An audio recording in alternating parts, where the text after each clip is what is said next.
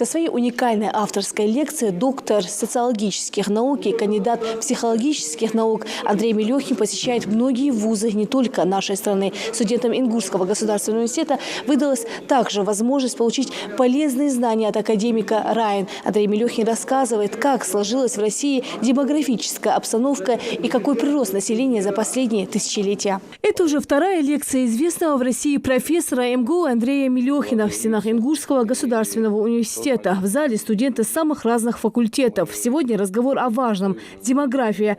До 1 миллиарда человечества развивалось 200 тысяч лет, до второго – 120 лет. В современных условиях очередной миллиард землян появляется за 12-13 лет. Статистика прироста только увеличивается. Проблема в том, что точно сколько нас сегодня на планете неизвестно. Сколько примерно? Примерно. Кто-то говорит 7,5, кто-то говорит уже почти 10, 8 миллиардов. Плюс-минус. Странно, согласитесь. Мы говорим про искусственный интеллект, мы говорим про инновации, мы говорим про технологии. Просто количество людей нам подобных мы точно не знаем сколько. Андрей Мелехин поднимает в зале вопросы кризиса демографической науки, влияния на качество знания о народонаселении мира, статистику демографии отдельных государств. Миллиарды, которые придут, это страны Северной и Центральной Африки. Кстати, тоже, где доминирует ислам.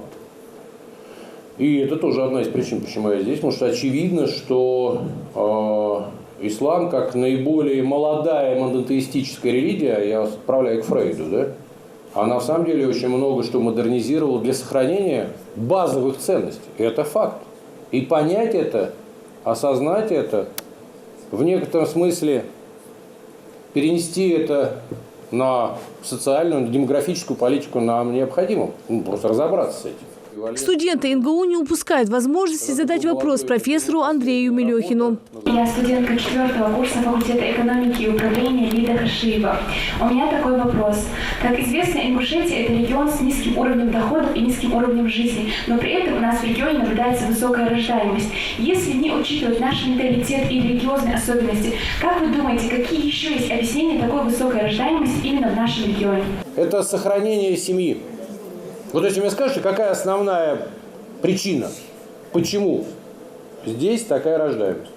Сохранение семьи. Семьи в широком смысле, многопоколенческой семьи.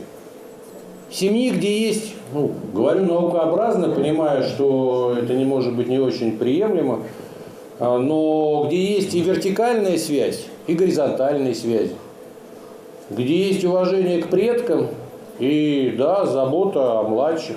Андрей Мелехин – один из основателей российского рынка социологических и маркетинговых исследований. Имеет более чем 30-летний опыт работы в качестве аналитика, исследователя и социолога. Профессор признается, в Ингушетию приезжает с большим интересом. Студенты всегда слушают лекции с удовольствием. Сегодня я говорил о демографии. Демографии не в узком смысле исчисления количества людей, а демографии, почему население России падает, а в ряде регионов, и в первую очередь в Ингушетии, оно растет.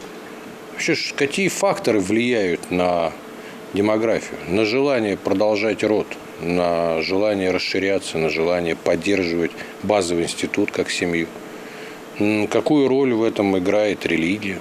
То есть очень много было сегодня у меня информации, которой я делился, но еще больше было желание получить эту обратную связь через вопросы, через тем, что просто возбуждался здесь научный интерес. Это огромная возможность получить новые знания, ответы на свои вопросы. И особенно мне стало интересно, когда он рассказывал, почему на планете сегодня живут 8 миллиардов человек. Профессор поделился со студентами интересными знаниями и литературой, которую советуют прочитать каждому, кому интересна демография и становление мира. Лина Сычоева, Магомед Аскиев, Новости 24.